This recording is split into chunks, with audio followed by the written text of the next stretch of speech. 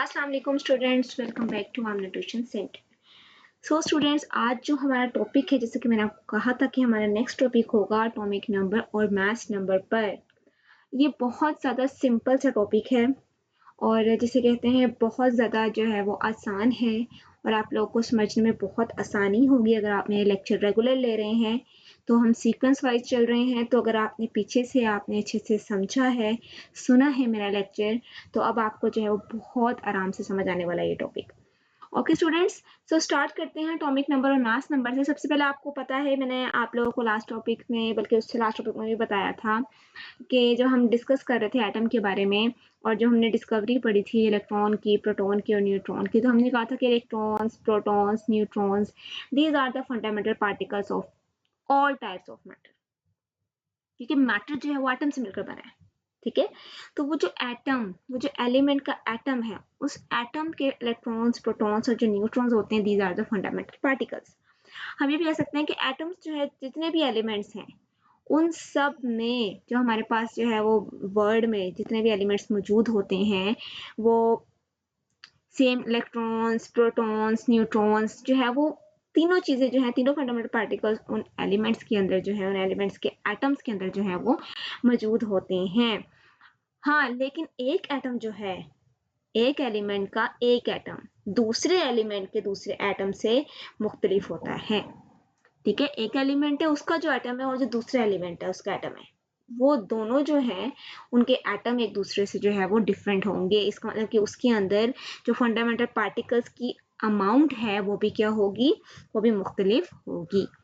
Alright students, सो अब हमने पढ़ा था, मैंने आपको बताया था कि जो न्यूक्लियस होता है वो 99.9% जो मास होता है ना एटम का, वो उस न्यूक्लियस के अंदर जो है वो मौजूद होता है। न्यूक्लियस कंटेन कर रहा होता है एटम का। होता तो वो बहुत स्मॉल है न्यूक्लियस, लेकिन उसके अंदर जो उसका मास होता है वो सबसे ज़्यादा जो है वो न्यूक्लियस का होता है। उसकी रीज़न ये थी क्योंकि न्यूक्लियस के अंदर प्रोटॉन्स मौजूद होते हैं और न्यूक्लियस के अंदर जो है वो न्यूट्रॉन्स मौजूद होते हैं। ऑलराइट, ये यहाँ बस तीन फंडामेंटल पार्टिकल्स थे ना।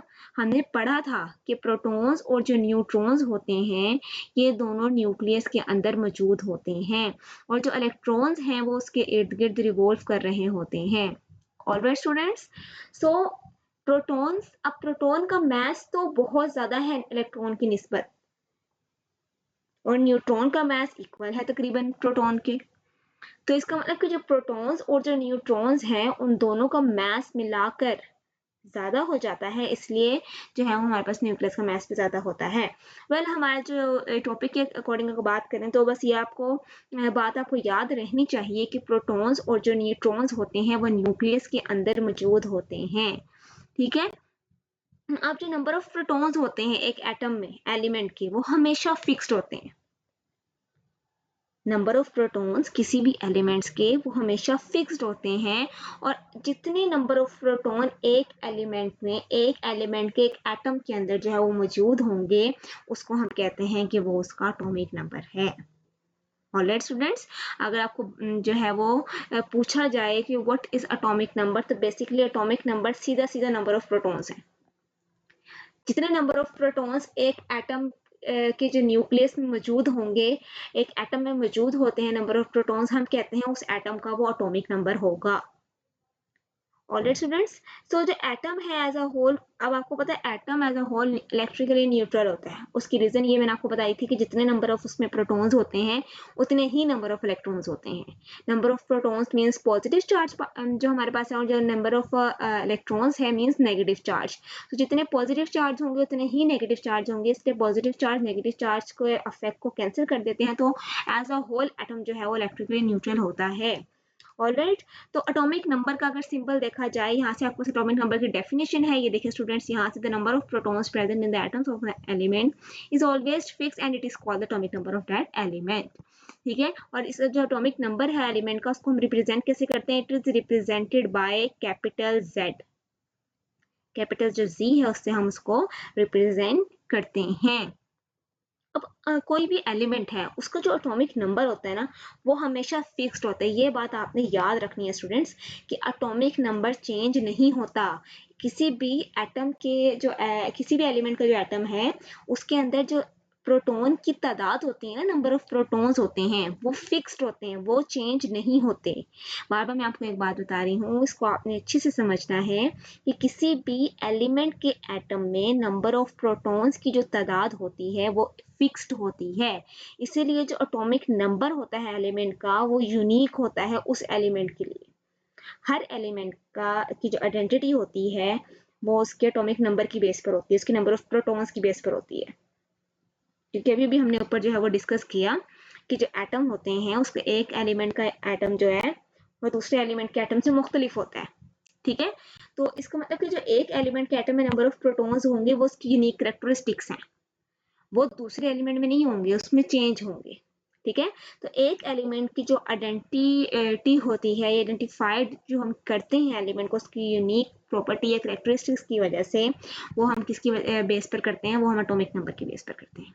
ठीक है, इनफैक्ट के जो पीरियोडिक टेबल है एलिमेंट्स का, आप लोगों ने छोटी क्लास में पढ़ा है, यानी कि 8th क्लास में पढ़ा होगा कि जो पीरियोडिक टेबल है एलिमेंट्स का, उसमें एलिमेंट्स को अरेंज किया गया है ascending order of their atomic numbers. यानी कि एटॉमिक नंबर सबसे स्मॉलेस्ट जो है, फॉर लेट्स सपोज कि 1 है, 1 के बाद एटॉमिक नंबर जिसका 2 है उसको फिर 2 को रखा गया, फिर 3 को रखा गया। इस तरह असेंडिंग ऑर्डर में एटॉमिक नंबर की बेस पर जो है वो एलिमेंट्स को अरेंज कर दिया गया पीरियोडिक टेबल के अंदर। ओके, तो जितने हमारे पास जो एटॉमिक नंबर ऑफ प्रोटॉन्स होंगे एक एटम के अंदर, एक एटम के न्यूक्लियस के अंदर, हम कहते हैं कि वो उसका एटॉमिक नंबर है। आई होप कि आपको ये एटॉमिक नंबर का जो कॉन्सेप्ट है वो क्लियर हुआ होगा। नेक्स्ट जो हमारे पास है वो है एटॉमिक मास। अब हम बात, मैंने आपको जो है बताया था कि नंबर ऑफ प्रोटॉन्स और नंबर ऑफ न्यूट्रॉन्स ये दोनों मौजूद होते हैं एटम के न्यूक्लियस के अंदर। ठीक है, तो जो टोटल नंबर ऑफ प्रोटॉन्स और जो टोटल नंबर ऑफ न्यूट्रॉन्स एक एटम में मौजूद होते हैं, ऑलमोस्ट हम कहते हैं कि उन दोनों का सम अप, यानी कि number of protons plus number of neutrons present in the nucleus of an atom, it is called the total mass of that atom. अब इतनी लंबी चौड़ी डिस्कशन मैंने आपको इसके मास के अकॉर्डिंग दी थी कि 99.9% तक जो एटम का मास है वो न्यूक्लियस के अंदर होता है। और उसकी रीजन ये होती है कि प्रोटॉन और न्यूट्रॉन दोनों का मास जो है वो ज्यादा होता है, बहुत ज्यादा इलेक्ट्रॉन की निस्बत, तो इसलिए जो है वो दोनों के दोनों ज्यादा मास वाले पार्टिकल्स न्यूक्लियस के अंदर मौजूद होते हैं, इससे न्यूक्लियस का जो मास है वो भी ज्यादा होता है। अब क्योंकि प्रोटॉन और जो न्यूट्रॉन दोनों न्यूक्लियस में मौजूद हैं, तो उस एटम, एक एटम के number of protons plus number of जो न्यूट्रॉन्स होते हैं, हम कहते हैं कि वो उस एटम का टोटल मास है। ओके, तो हेंस इट इज, यहाँ पे लिखा हुआ it is called its nucleon number और मास नंबर से रिप्रेजेंट करते हैं। ओके, या मास नंबर, एटॉमिक मास भी कहते हैं, मास नंबर भी कहते हैं, या न्यूक्लियन नंबर भी आप कह सकते हैं। न्यूक्लियन इसलिए कहा गया क्योंकि एटम के न्यूक्लियस में मौजूद होते हैं। और ऊपर क्या पढ़ा था कि एटॉमिक नंबर को किससे रिप्रेजेंट कर रहे थे हम, Z से, लेकिन मास नंबर को हम किससे रिप्रेजेंट करते हैं, कैपिटल A से। The mass of electron being very small, अब जो इलेक्ट्रॉन का मास होता है वो बहुत छोटा होता है, बहुत कम होता है, इसलिए हम मास नंबर में उसको इंक्लूड नहीं करते। ऑलराइट स्टूडेंट्स, तो हमने जो है जब भी मास नंबर देखना है, जब भी हमने एटॉमिक मास देखना होता है किसी भी एटम का, तो उसमें हम number of protons plus number of neutrons को जो है वो कंसीडर कर रहे होते हैं। सो नेक्स्ट आपके पास जो एक्सप्लेनेशन कुछ दी हुई है आपको समझाने के लिए कि जस्ट लाइक एटॉमिक नंबर की तरह एटम ऑफ एन एलिमेंट में also be identified from its mass number, यानी कि जिस तरह एटॉमिक नंबर की बेस पे एलिमेंट, जो एटम का एलिमेंट है उसको हम आइडेंटिफाई करते हैं, सेम ऐसे जो है हम मास नंबर की बेस पर भी एटम के जो एलिमेंट का जो एटम होता है उसको हम आइडेंटिफाई कर रहे होते हैं। लेट्स सपोज कि हमारे पास एग्जांपल दी हुई है कि जो नंबर ऑफ प्रोटॉन्स ऑक्सीजन में अगर हम देखें, ऑक्सीजन एटम में जो नंबर ऑफ प्रोटॉन्स होते हैं वो होते हैं 8। तो इसका मतलब अभी मैंने आपको क्या बताया कि जितने नंबर ऑफ, अगर आपके पास बात की जाएगी एटॉमिक नंबर की, तो आपने ये देखना है कि उस एटम में नंबर ऑफ प्रोटॉन्स कितने हैं। अब ऑक्सीजन में नंबर ऑफ प्रोटॉन्स जो होते हैं वो 8 होते हैं, तो इसका मतलब क्या हुआ कि उसका एटॉमिक नंबर भी क्या है, हमारे पास 8 है। ठीक है, अब अगर हम मास नंबर की बात करेंगे तो मास नंबर में क्या होता है, प्रोटॉन और न्यूट्रॉन दोनों को जो हम प्लस करते हैं, सम करते हैं, तो हम उन दोनों को सम करके देखते हैं, जितनी अमाउंट आती है उसका मास नंबर होता है। तो ऑक्सीजन में नंबर ऑफ प्रोटॉन्स तो 8 है और नंबर ऑफ न्यूट्रॉन्स भी 8 होते हैं, तो 8 प्लस 8 क्या होता है हमारे पास 16। तो इसका मतलब कि जो ऑक्सीजन का मास नंबर है वो क्या हुआ, 16 हुआ। Alright students, so it's means कि जो एटॉमिक नंबर है ऑक्सीजन का वो हमारे पास जो है वो 8 होता है और जो मास नंबर होता है वो 16 होता है। अब जो इन्फॉर्मेशन है एटॉमिक नंबर की बेस और एटॉमिक जो मास नंबर है उसने क्या वो is often included with the symbol of any element. अब हम कोई भी एलिमेंट के सिंबल से उसको यानी कि हमने ऑक्सीजन का जैसे बताया ना, हम चाहते हैं कि ऑक्सीजन का मास नंबर और एटॉमिक नंबर उसको सिंबल के साथ मेंशन करें, तो हम किस तरह लिखते हैं। यहाँ पर अब आपको तरीका बताया गया है कि जो एटॉमिक नंबर होता है उसको हम लेफ्ट सबस्क्रिप्ट में लिखते हैं। एटॉमिक नंबर को लेफ्ट साइड पे सबस्क्रिप्ट में लिखते हैं, जबकि मास नंबर को लेफ्ट साइड पे सुपरस्क्रिप्ट में लिखते हैं। यानी कि यहाँ पर देखिए ये ऑक्सीजन है, ऑक्सीजन का सिंबल होता है O, ठीक है। अब ये लेफ्ट साइड पे नीचे वाली साइड पे हमेशा हमारे पास जो है वो एटॉमिक नंबर आएगा, जबकि ऊपर वाली साइड पे हमारे पास आएगा मास नंबर।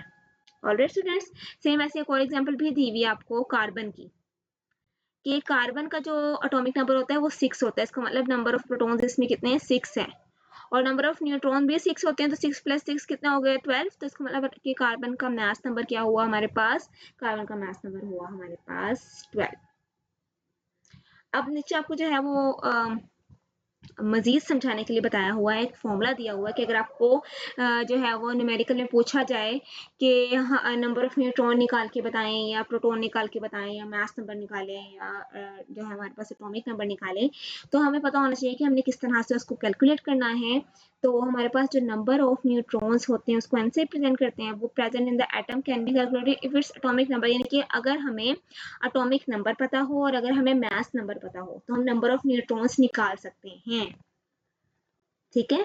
जैसे लेट्स सपोज न्यूट्रॉन्स हमारे पास क्या होता है। अब यहाँ से मैं आपको अगर समझाने की कोशिश करूँ तो हमारे पास जो मास नंबर होता है जिसको हम ए से रिप्रेजेंट करते हैं, ठीक है, उसमें हमने क्या कहा था कि number of protons plus number of neutrons, ठीक है। यानी कि हम जब number of proton atomic number को और जब नंबर ऑफ न्यूट्रॉन्स को प्लस करते हैं तो हमारे पास क्या आ जाता है, मास नंबर आ जाता है। लेकिन अगर हमें मास नंबर दिया जाए और हमारे पास नंबर ऑफ न्यूट्रॉन्स मौजूद ना हो तो हम जो है वो न्यूट्रॉन्स को इधर ही रहने देते हैं और जो हमारे पास एटॉमिक नंबर होता है उसको हम लेफ्ट साइड पे ले आते हैं। तो यहाँ प्लस हो रहा होता है तो इधर आके क्या हो जाएगा, हमारे पास माइनस हो जाएगा। इसको आपने समझना है, इसको आपने रटा नहीं लगाना स्टूडेंट्स, जो कॉन्सेप्ट है उसी के बेस पर ये फॉर्मूला लिखा हुआ है। तो 10 हमारे पास नंबर ऑफ न्यूट्रॉन्स अगर हमने सल्फर एटम का निकालना है, ठीक है, तो यहाँ पर देखिए आपको सिंबलाइज करके बताया हुआ है कि 16 और 32। अब 16 नीचे वाले साइड पे क्या होता है हमारे पास एटॉमिक जो है नंबर। अब हमें एटॉमिक नंबर गिवन था और हमें मास नंबर भी गिवन था, यानी कि 32 एटॉमिक नंबर था और 16 हमारे पास मास नंबर, ये हमें दिया हुआ है। हमने नंबर ऑफ न्यूट्रॉन्स निकालने, तो हम क्या करेंगे, एटॉमिक मास में से जो हमारे पास यानी कि मास नंबर में से एटॉमिक नंबर को माइनस कर देंगे, तो हमारे पास नंबर ऑफ न्यूट्रॉन की यहाँ पर अमाउंट आ गई 16। ओके, इंटरेस्टिंग इन्फॉर्मेशन लिखी हुई है कि changing the number of electrons of an element from ions while changing the number of neutrons of an element from isotopes. यानी कि अभी मैं ऊपर हमने एक बात की, ये बहुत ज्यादा इंपॉर्टेंट बात है जो आपको समझने की जरूरत है। मैंने कहा था कि एक एलिमेंट का जो एटम होता है उसमें प्रोटॉन की तादाद फिक्स्ड होती है, लेकिन ये बात नाम न्यूट्रॉन के लिए की है ना हमने जो है इलेक्ट्रॉन के लिए की है। अगर इलेक्ट्रॉन की तादाद एक एलिमेंट में चेंज हो रही हो तो हम कहते हैं कि वो एलिमेंट आयन में कन्वर्ट हो रहा है, एटम से आयन में जा रहा है। लेकिन अगर हमें न्यूट्रॉन की तादाद चेंज हो रही हो तो हम कहते हैं कि वो एलिमेंट क्या बन रहा है, आइसोटोप्स बन रहा है। ऑलराइट स्टूडेंट्स, सो प्रोटॉन की जो है वो तादाद फिक्स होती है, या एज एमसीक्यूज के तौर पर भी आपसे पूछा जा सकता है, तो आपके जो कॉन्सेप्ट हो उसके रिलेटेड वो बिल्कुल क्लियर होने चाहिए। देखिए स्टूडेंट्स, इससे रिलेटेड नीचे जो है वो एग्जांपल दी हुई है, ये देखें कि calculate the number of neutrons protons and electrons. अब आपने नंबर ऑफ न्यूट्रॉन भी निकालने हैं, प्रोटॉन भी निकालने हैं और इलेक्ट्रॉन्स भी निकालने हैं बेरियम के। अब आपको देखिए स्टूडेंट्स दिया हुआ क्या है, आपको एटॉमिक नंबर बता दिया Z यानी कि, और मास नंबर बता दिया 137। अब यहाँ से आप नंबर ऑफ प्रोटॉन्स, तो अगर आपने अच्छे से लेक्चर सुन लिया है तो आपको पता होना चाहिए कि इसके नंबर ऑफ प्रोटॉन्स क्या होंगे। जितना उसका एटॉमिक नंबर है इसका मतलब वो नंबर ऑफ प्रोटॉन्स के इक्वल होता है। तो हम तो आसानी से बता सकते हैं कि नंबर ऑफ प्रोटॉन्स जो इसके हैं वो 56 हैं। और ये भी मैंने आपको बताया था कि एक एटम इलेक्ट्रिकली न्यूट्रल इसलिए होता है क्योंकि उसमें जितने नंबर ऑफ प्रोटॉन्स होते हैं उतने ही नंबर ऑफ इलेक्ट्रॉन्स होते हैं। तो इसके जो उसने हमें डाटा दिया हुआ है उसमें से ही हमें दो चीजें तो यहीं पर क्लियर हो गई। कि नंबर ऑफ प्रोटॉन्स और नंबर ऑफ इलेक्ट्रॉन्स हमारे पास कितने हैं, 56 हैं। अब क्या बचा, नंबर ऑफ न्यूट्रॉन। सेम ऊपर जब भी हमने ये फॉर्मूला पढ़ा है, हम एटॉमिक मास में से जो यानी कि मास नंबर में से एटॉमिक नंबर को हमने माइनस कर देना है। तो हम क्या करेंगे, मास नंबर क्या है हमारे पास 137 में से हम एटॉमिक नंबर यानी कि 56 को माइनस कर देंगे तो हमारे पास आ जाएगा 81। तो इसका मतलब कि बेरियम में 81 न्यूट्रॉन्स होते हैं, 56 प्रोटॉन्स होते हैं, 56 ही इलेक्ट्रॉन्स होते हैं। Alright students, so I hope आपको जो है वो ये समझ में आया होगा। और ये आपके पास जो है वो ये एक्टिविटी है, calculate the number of neutrons protons और इलेक्ट्रॉन्स। अब ये आपने करना है स्टूडेंट्स, अब ये आपका टास्क है। सेम वही बात है जो अभी ऊपर जो है वो हमने इस न्यूमेरिकल में पढ़ी। सो आई होप अब आप इस काबिल होंगे कि आप आसानी से जो है वो इसका आंसर जो है वो दे सकें। तो मैं चाहूंगी कि आप इसको अटेम्प्ट करें, मेरे साथ शेयर करें या कमेंट सेक्शन में मुझे बताएं अगर आपसे सोल्व हो रहा है या नहीं हो रहा, या क्या आंसर आप मेरे साथ शेयर करें। मैं आपको नेक्स्ट लेक्चर में या उसमें रिप्लाई करके बताऊंगी कि आपने सही निकाला है या नहीं। सो स्टूडेंट्स, ऑल राइट, ध्यान से लेक्चर सुना करें और जो है वो साथ साथ तैयारी रखें अपनी, ताकि आपको आगे जाके बिल्कुल भी मुश्किल ना हो। अपना ख्याल रखें, मिलते हैं अपने नेक्स्ट लेक्चर में। अल्लाह हाफिज़।